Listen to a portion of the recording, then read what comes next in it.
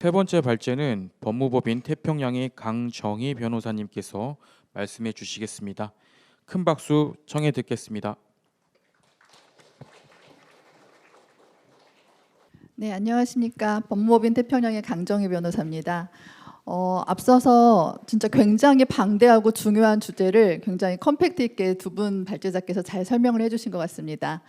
첫 번째, 두 번째 발제의 큰 축을 이루는 것 중에 하나가 바로 투명성이었던 것 같은데요.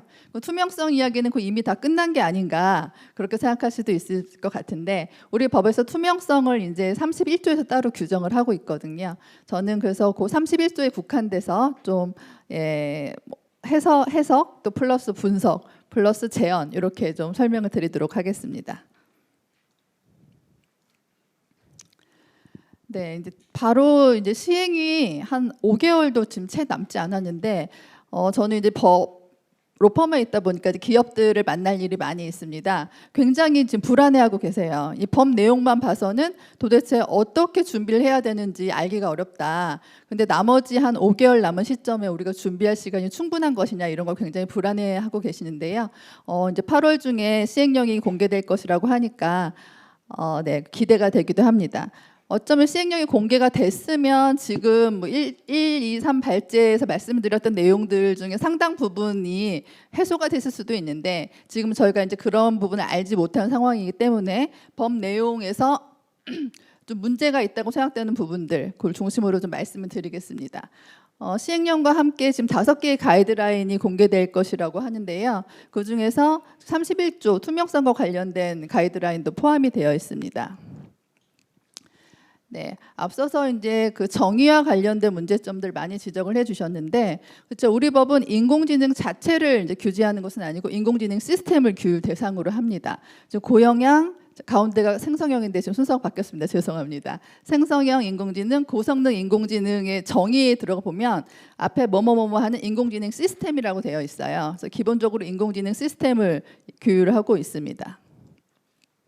고영양은 앞에서 말씀을 잘 드렸고요. 요거는 지금 고영양 인공지능 활용 사례라고 되어 있는데, 고영양은 아니고 인공지능 활용 사례입니다.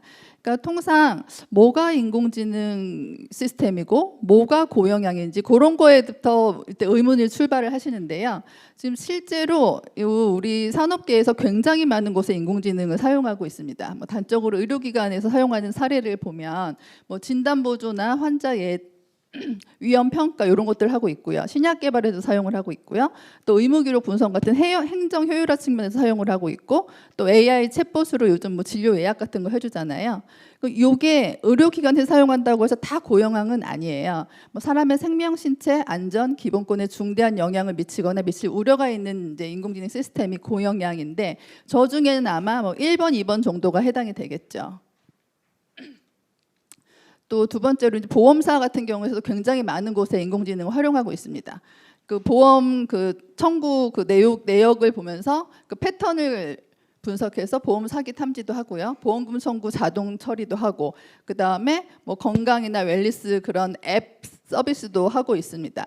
이 중에서도 지금 아까 고영양에 보면은 뭐 채용 대출 등과 관련된 그런 경우가 이제 고영양 시스템에 해당이 되는데, 꼭 비단 금융기관에만 한정되는 것이 아니기 때문에 보험사에서 하는 그 인공지능 관련된 업무 중에 또 뭐 대출과 관련된 그런 금융평가와 관련된 업무를 하게 된다면 고영양에 해당이 될 것입니다. 제가 지금 투명성 얘기를 하면서 고영양에 대해서 왜 말씀을 드렸냐면요. 투명성의 의무를 지는 수범자가 지금 2개입니다. 보면 빨간색으로 되어 있는 고영양 인공지능 사업자와 생성형 인공지능 사업자가 투명성 의무를 부담을 하고요. 고성능 인공지능 사업자와 고영양 인공지능 사업자가 안전성 확보 의무를 부담을 합니다. 그러니까 고영양 인공지능은 투명성과 안정성 2개의 의무를 다 이제 부담을 하게 되는 거고요. 생성형 인공지능 시스템 사업자 같은 경우에는 투명성 의무만 부담을 하게 됩니다. 이런 투명성 의무에 관해서는 우리 법 31조에 1항부터 3항까지 규정을 하고 있습니다. 4항은 시행령 위임 규정이고요. 1항 같은 경우에는 인공지능 사업자는 이라고 주체가 되어 있어요. 수범자가. 앞에 1, 2 발제에서 이제 인공지능 사업자의 개념 정의에 관해서 문제점이 많다라고 지적을 해주셨는데, 저도 그 부분에 대해서는 뒤에서 좀 말씀을 드리겠습니다. 그 사전 고지 1항의 의무는 고영양 또 생성형 인공지능 사업자가 부담하는 의무입니다. 그다음 두 번째 2항에서 규정하고는 표시 의무는 생성형 인공지능 사업자가 부담하는 의무이고요. 그리고 3항에서는 딥페이크의 경우에는 또 다시 고지나 표시를 더 명확하게 하라고 규정을 하고 있어요. 그리고 딥페이크에서만 또 적용 제외, 예외 규정을 두고 있습니다. 좀 더 자세히 보겠습니다. 먼저 31조 1항에서 그 사전고지 의무인데요. 고영양 그리고 생성형 인공지능을 이용한 제품, 서비스를 제공하려는 경우에는 이용자에게 이 제품이나 서비스가 인공지능에 기반해서 운용된다는 사실을 사전에 고지해야 한다. 그리고 이걸 위반하면 3천만 원 이하의 과태료를 부과한다 이렇게 되어 있거든요. 그 뒤에 나오는 표시 의무랑 딥페이크 의무 같은 경우는 먼저 좀 보시면 위반의 경우에 바로 위반 시에 바로 과태료 부과하는 게 아니라 위반을 하면 이렇게 시정하고 중지하도록 명령을 이제 부과를 하고 그 명령에 불이행하게 되면 그때 과태료를 이제 처분할 수 있도록 되어 있습니다. 그러면 사전 고지 의무와 표시 의무 사이에 뭐 경중의 차이가 있어서 이렇게 과태료 부과 요건을 달리한 걸까요? 처음에 저도 궁금했거든요. 아, 사전 고지 의무가 훨씬 중요한가 보다. 근데 아무리 생각해도 그런 것 같진 않아요. 그래서 봤더니 차이점이 뭐냐면 사전 고지 의무의 수범자에는 고영양 인공지능 사업자가 들어가 있고 뒤에 표시 의무에는 고영양 인공지능 사업자가 안 들어있잖아요. 그래서 아마 고영양 인공지능 사업자가 들어있으니까 이걸 좀 더 중하게 봐서 과태료의 요건을 좀 달리한 것이 아닌가. 그건 그냥 저의 추측입니다. 사실 과기부에서 이렇게 차이점을 둔 뭐 내용은 그 내막은 정확히 알 수는 없지만 이런 것도 많이 궁금해하시거든요. 기업들에서는 두 개 중에 1번이 더 중한 의무인가요? 라고 물어보시면 꼭 그렇다고 대답할 수 없는 부분이 있기 때문에 그렇게 추측을 해봤습니다.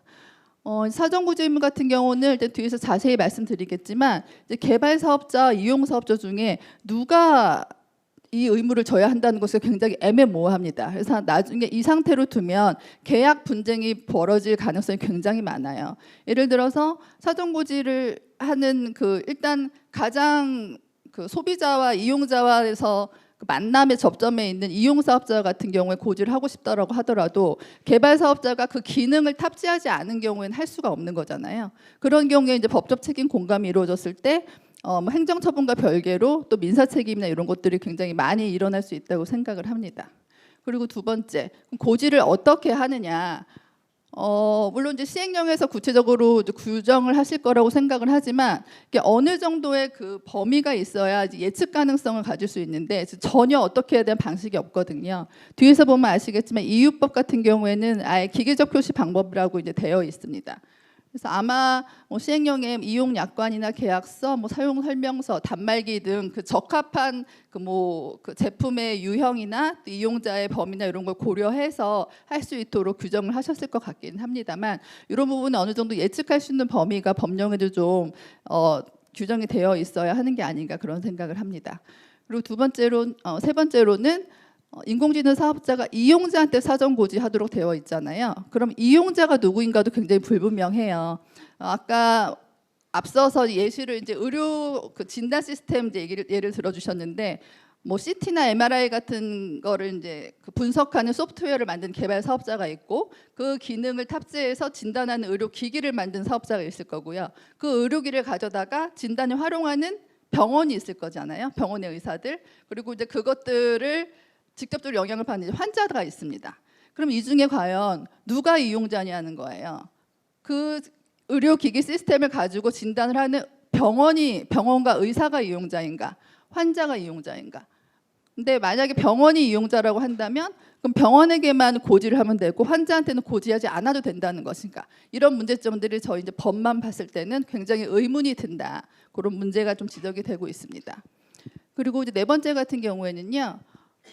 이 고영양 그리고 생성형 인공지능 우리가 굉장히 이제 일반적으로 사용하고 있고 지금은 이제 챗 GPT 같은 것들이 많이 익숙해지긴 했지만 처음에는 굉장히 낯설고 되게 신기했던 것처럼 앞으로는 이제 저런 것들이 너무 일상적인 그런 기술이 될 가능성이 많거든요. 그런 경우에도 매번 이렇게 사전 고지를 해야 되는가, 어떤 범위의 제한을 둘 필요는 없는가 이런 부분도 생각해 볼 문제점입니다. 네, 두 번째 이항에서 이제 표시 의무를 두고 있는데요. 이 그 1번의 그 수범자나 뭐 2번에 어떻게 방법, 그다음에 세 번째 적용 범위 뭐 이런 거 다 구별 공통적으로 문제가 되는 부분입니다. 근데 사망을 먼저 좀 보시면 사망 같은 경우는 그 생성형 인공지능 중에서도 실제와 구분하기가 어려운 그런 딥페이크의 경우에는 좀 더 명확하게 이용자가 그 사실을 알 수 있도록 고지하거나 표시하라는 거거든요. 그러면 이 딥페이크는 기본적으로 생성형 인공지능의 범주에 들어가기 때문에 이완과 사망의 그 중복 규정에 문제점이 생깁니다. 그런데 딥페이크에만 보면 예외 조항이 있잖아요. 예술적, 창의적 표현물에 해당하는 경우에는 뭐 그런 향유를 저해하지 않는 방식으로 표시할 수 있다 이렇게 규정이 되어 있는데, 그럼 딥페이크가 아닌 일반 생성형 인공지능의 경우에는 그럼 저런 예외를 둘 필요가 없냐는 거죠. 그러니까 예술적 창의적 표현물이라는 게 예를 들어 딥페이크라는 거는 우리가 사실이랑 진짜를 구별할 수 없는 경우잖아요. 한창 이제 문제가 됐던 뭐 트럼프 대통령의 뭐 체포 장면을 사람들이 진짜로 오인했다는 경우, 이제 그런 경우가 딥페이크가 되겠죠. 근데 만약에 우리가 영화를 만들 때 뭐 생쥐랑 사람이랑 식탁에서 같이 포크랑 나이프 들고 음식 먹는 그런 영화 장면을 만들었어요. 그걸 우리가 이제 사실로 오인하진 않을 거잖아요. 생쥐가 포크랑 나이프를 들고 사람이랑 식사하는 거에 대해서. 그럼 그거는 딥페이크는 아니고 그냥 일반 생성형 인공지능이 될 거거든요. 그런 경우에 이제 이항과 사망으로 이제 각각 나눠져서 갈 텐데, 과연 그런 거에 대해서 명확한 그 차별을 둘 만한 규제의 의의가 있는지 그런 부분에서도 좀 고민을 해볼 필요가 있다고 생각을 합니다. 네. 제가 앞에 이제 지금 조금 문제점이나 문제 의식에 대해서 좀 공유를 드렸고요. 그러면 우리가 이런 것을 어떻게 더 좋은 방식으로 대안을 마련할 수 있을지 이제 외국법을 참고하는 방법이 이제 1차적일 건데요. 아마 EU 인공지능법이 될 것 같습니다. 우리 지금 인적 적용 범위 같은 경우에 우리나라 그 2조에서는 저렇게 4가지에 대해서 정의를 하고 있어요. 인공지능 개발 사업자, 이용 사업자, 그리고 이제 그 서비스를 받는 이용자와 영향을 받는 자.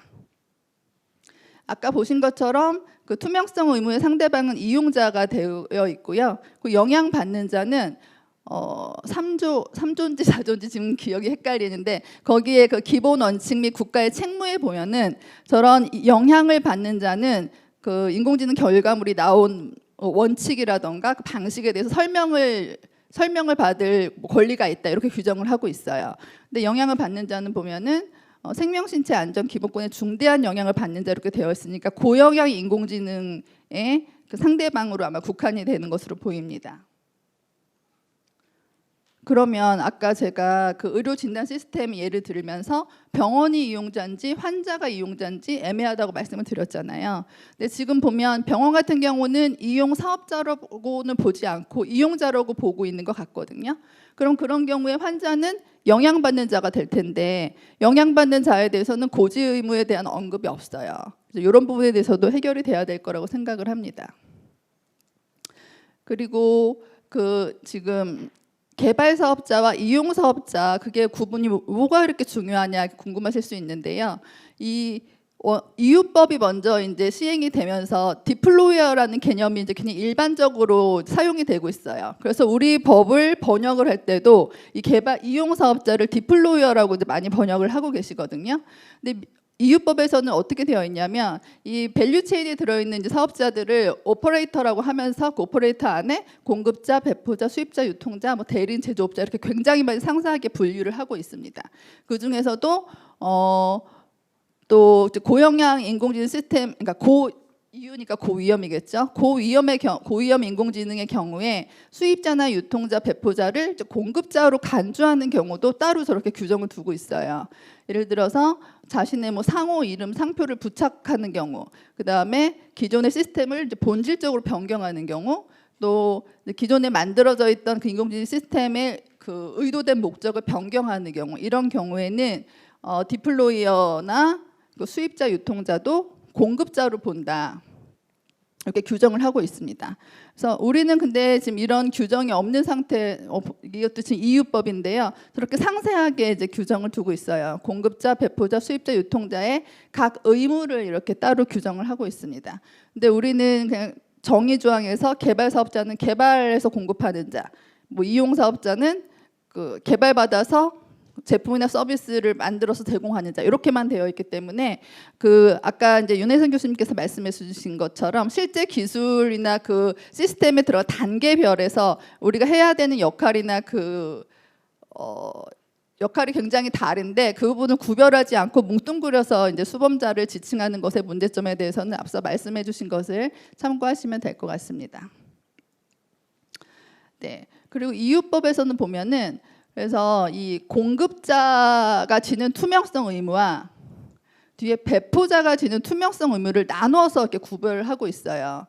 이제 공급자가 지는 투명성 의무에는 고위험 인공지능 시스템에 대해서는 그러니까 배포자한테 아까 말씀해 주신 것처럼 배포자가 이 투명성 의무를 준수할 수 있도록 정보를 충분히 제공하도록 하는 의무가 공급자의 투명성 의무입니다.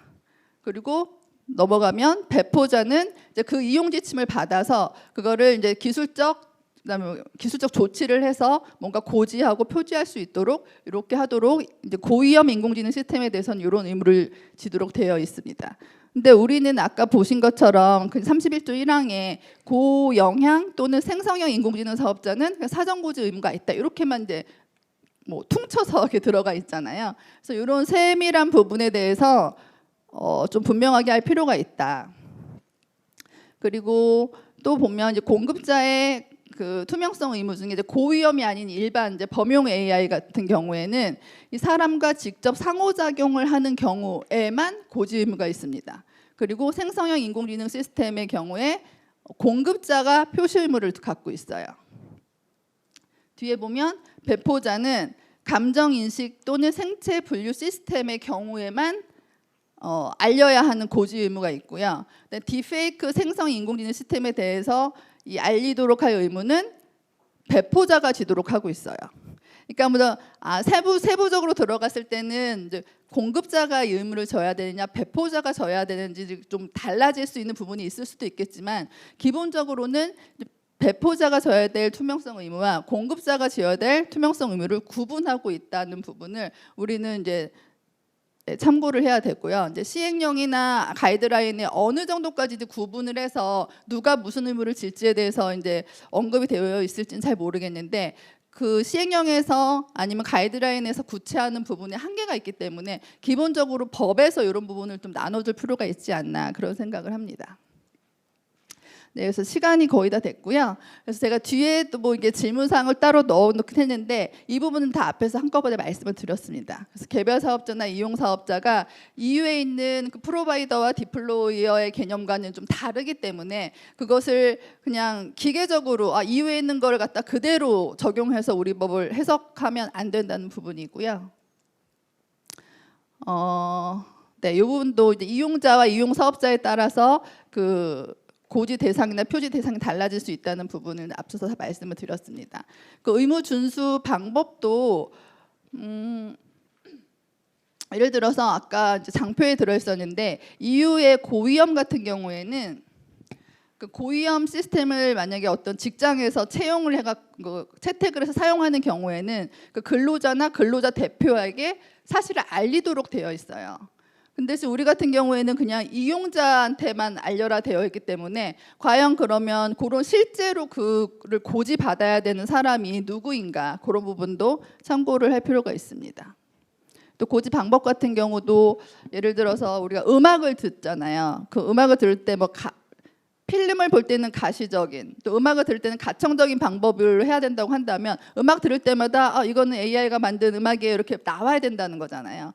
꼭 이제 그 기계적으로만 인식할 수 있다고 한다면 뭔가 이제 음파 같은 걸로 그런 걸 구분을 할 수 있겠죠. 이제 그런 것들은 이 투명성을 우리가 왜 이렇게 확보를 해야 되느냐는 존재의 그 의의랑 연결이 될 것 같은데 누군가의 권리를 구제하기 위한다거나 아니면 뭐 허위나 사기나 또 사람인 척하는 어떤 기망 행위들을 이제 방지하기 위한다거나 아니면 아까 말씀하신 것처럼 인공지능의 이 기술 전체에 대한 신뢰 신뢰를 구축하기 위한 그런 이제 명제처럼 우리가 접근을 한다거나 이런 거에 따라서 접근하는 방식이 굉장히 다를 것 같습니다.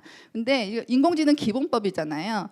개개인의 권리를 보호하거나 구제하는 것들은 각각 개별법에서 이미 다 할 것이고 그 역할이기 때문에 기본법에서는 인공지능의 그 전체적인 신뢰나 이런 신뢰를 구축하고 우리가 투명하게 알아서 언제든지 설명을 요청할 수 있을 정도로 그 정도의 그 필요성을 가지고 이제 접근을 한다면 그런 상태에서 이제 범위나 고지 방식이나 표시 방식, 범위 이런 것들을 좀 범위를 좀 좁혀 나갈 수 있을 것 같습니다.